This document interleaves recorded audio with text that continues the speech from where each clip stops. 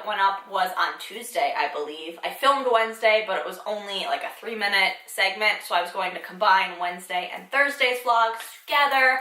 And then I came down with the stomach bug on Thursday and Friday, and trust me, you're really glad I didn't film. I did not end up going to work either of those 2 days, but I'm on the mend now. I still feel like I look pale in the viewfinder. We're just gonna have to run with it though. I did not want to miss the opportunity to talk about what I have planned for this week in speech. I'm operating at like, I don't know, 70% capacity though, because I do not have all of my things. There were things that I was working on creating for next week. Obviously, those did not get completed. The first thing we are doing with like pretty much all of my groups, I have been waiting for approximately like 2 or 3 years to do this activity, and I finally picked it up at Toys R Us when they were having their like going out of business sale.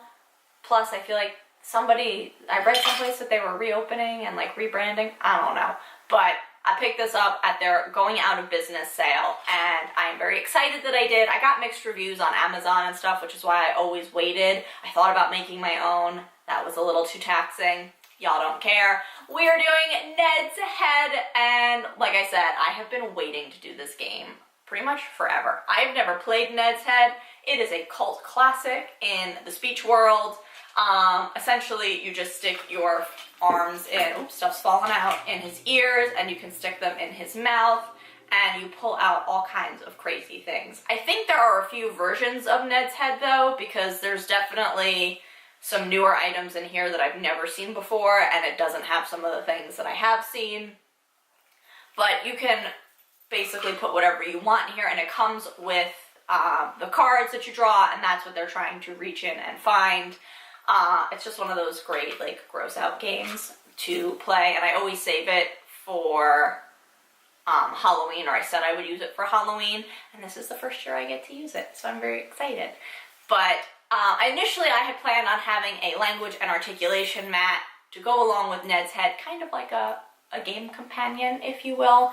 I'm like 50% done making it, but y'all, I just could not get it together to have it done for this week. So we are just going to do it where I'm verbally asking them different questions. So we are using, obviously, very much so, descriptive language. For my articulation kids, I'm going to have them roll my giant gold dice that is a fan favorite, and then whatever number they roll on, they have to say that word that many times, or give me that many different sentences. And then we're also going to work on, like I said, the descriptive language, synonyms and antonyms. I'm just going to have the kids say some Halloween words. I'll give them a word and they have to give me a synonym or an antonym for it. What else am I doing with the kids? Honestly, I like do it on the fly now, so I don't have to write it down. So I'm just trying to like think back to like the different things that I'm going to be doing. We do descriptive language, synonyms and antonyms. Oh, silly sentences. So I will give them a sentence out of order verbally, and I want them to try to put it in the correct order. Expanding utterances. I'm going to have some of my younger kids pull something out, identify what it is, and then we'll put it in a sentence that they'll have to repeat. Just all sorts of crazy things. But I know my kids are going to go bonkers over this, so I wanted to do it with both my language groups and my articulation groups, because like I said, who is not going to love this game? I don't think I've ever heard any kid not like Ned's Head. But there probably will be companions to this activity in my TPT store at some point. I know you don't absolutely just have to use this for Halloween, so if you are a fan of Ned's Head year-round, keep an eye out for those, because I do not want them to go to waste. But we have all sorts of crazy things. There's a tooth in here. I think there's like an alien man. And honestly, in hindsight, I would have gotten other things as well to put in here, because it's a pretty big space and there's not a whole lot in there. And some of the items are pretty small. And then here are the cards that you get. You've seen these, you know. So this is the main activity that I'm going to be doing all week. Like I said, my kids really like playing with things like multiple times through multiple sessions, and most of my kids I see 2 times. So the fact that they get to do it like the one session and then the next session, they're constantly asking, like, are we playing the same game? Honestly, into the next week, they're asking if we're playing the same game, but I limit it to the 1 week. But like I said, all of my kids were asking if we could play the ghost toss from last week into this week. I actually honestly do feel bad, since I missed seeing them on Thursday, that all of those kids didn't get a chance to play it a second time. But I think this will be a fair trade-off, because I think they'll be very happy with Ned's head. Okay, for my preschoolers, we are going to be doing Room on the Broom. I swear this was a story written in my likeness. It relates a lot to me. I understand it. I identify with the witch. The witch reminds me of myself. Maybe they thought of me when they were writing this book.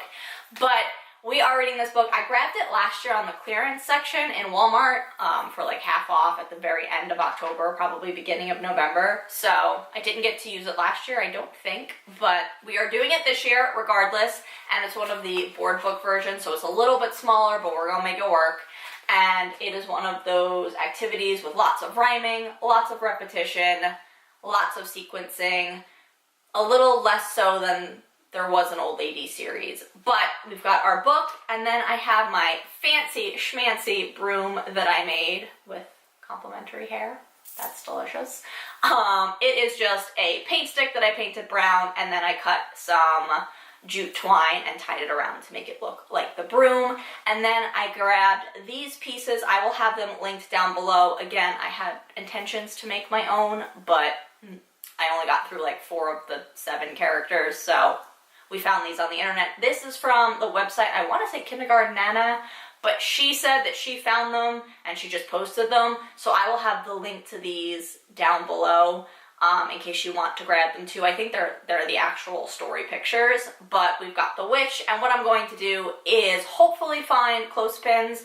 I don't know if I have any of the mini ones left though, but have them sit on our broom, and as we collect friends in the story, we can put them on. So I've got the witch here, here's the frog, and it works because they're the exact characters from the story, so they're not a duplicate, but like I said, I'm not sure where she got these. She said she just found them on the internet. It was also a blog post from 2014, so I'll post it down below if you want these pictures. But yes, hopefully we will be able to put them on our broom. If I can't find clothespins, I'll just use fun tack. That tends to work really well, or even a piece of double-sided tape just along the whole line. And I'll probably put these guys in my sensory bin, and then this way they can wade through the rice and the beans and stuff to try to find whatever character I assign them. But like I said, just a really good visual representation. We also have a board with just 6 boxes, and then as we find characters in the story, they can put them in the boxes in front of them. But I think this is a good group activity to do with them, and then I can also do it with the small group later on in the week. And then also, I had planned to make Play-Doh. I had the recipe, and I even had planned to make it after I got sick. I went to Walmart, and then I left the cream of tartar in the shopping bag at the self-checkout with my apples. So I could not make the Play-Doh, but I do have all that orange Play-Doh that I showed you in the vlog from last week, so we will be doing some pumpkin pieces and some following directions with our pumpkin mats as well with my kindergarten class.